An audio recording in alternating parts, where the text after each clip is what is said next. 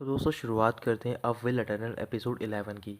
अगली सुबह डू लिंगफे और फेंगी उस केव से बाहर निकल रहे होते हैं ताकि वो शाओ वाचन को ढूंढ सकें। उन्होंने शाओ वाचन के लिए एक सिग्नल भी छोड़ा होता है, बट शाओ वाचन अभी तक वहाँ पर नहीं पहुँचा होता है। इस वजह से डू लिंगफे बहुत ज़्यादा उदास होती है। अचानक से वहाँ पर शाओ वाचन पहुँच जाता है। फिर उनके पास जाता रोने का नाटक कर रहा तो बोल रहा था तुम्हें पता भी है कल रात मैंने कैसे गुजारी है। कल मेरे पीछे सारे मॉन्स्टर बढ़ गए थे। मुझे तो लगा था कि मैं मर जाऊंगा और तुम दोनों से नहीं मिल पाऊंगा। फिर फेंगी शाओ बच्चन से बोल रहा होता है कि मैंने एक्सपेक्ट नहीं किया था कि तुम सेफली यहाँ तक पहुँच जाओगे। डू लिंगफे शाओ बच्चन से पूछ रही होती है कि अगर तुमने हमारा सिग्नल देखा था तो फिर तुम हमसे मिलने क्यों नहीं आई रात को। शाओ बच्चन डू लिंगफे से पूछ रहा होता है क्या तुम मेरे बारे में चिंता कर रही हो, तो फिर डू लिंगफे मना कर देती है। शाओ बच्चन बता रहा होता है कि पिछली रात को वो सारे मॉन्स्टर से लड़ा था और उन्हें अकेले उसने हरा दिया था। ये सुनकर फेंगी हैरान होता है और वो सोच रहा होता है कि इसने उन सारे मॉन्स्टरों को अकेले कैसे हरा दिया। इसके बाद वो अपनी जर्नी दोबारा स्टार्ट कर देते हैं। आगे जाकर फेंगी के पास एक सिग्नल आता है जो कि यूनफे का होता है। उस सिग्नल को फॉलो करते हुए एक माउंटेन पहुंचते हैं, बट वहाँ पर कुछ भी नहीं होता है सिवाय एक पेड़ के जो कि बहुत पुराना होता है। फेंगी वहाँ पर कुछ ढूंढ रहा होता है, तभी वो पेड़ की ओर देखता है और अपनी चीज़ इस्तेमाल करता है। तो फिर उस चीज़ में एक पैटर्न लिखा हुआ होता है और वो लिखा होता है यूनफे ने। उसमें एक मैसेज होता है। तो फिर यूनफे बोल रहा होता है कि आप सब लोगों को माउंटेन के नीचे जाना चाहिए, वहाँ पर कुछ हो रहा है। शाओबच्चन बोल रहा होता है कि अगर हम आगे बढ़ेंगे तो फिर आगे ब्लड स्ट्रीम से थैंक यू उन्हें बता रहा होता है कि जो बॉर्डर की रखवाली कर रही है वो फैमिली है चैन फैमिली।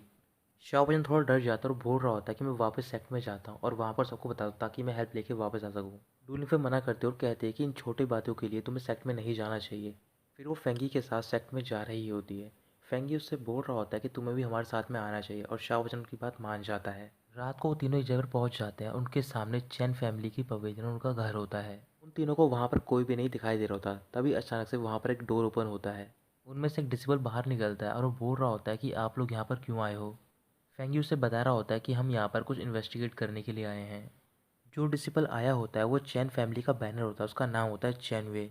चैनवे का कल्टीवेशन लेवल होता है 8। चैनवे उन्हें परमिशन देता है और उन तीनों को अंदर बुलाता है। जब वो तीनों अंदर जाते हैं तो फिर वहाँ पर चैनवे के अलावा कोई भी नहीं होता है। अचानक से शाह बाओचन को एक आवाज़ सुनाई दे रही होती है लड़की की, और वो एक सॉन्ग गा रही होती है। फिर उसे वहाँ पर एक स्पेशल ट्री दिखाई देता है और वो ट्री उनके सेक्ट में होता है, पर जो उसकी फ्रेगरेंस होती है वो उनसे अलग होती है।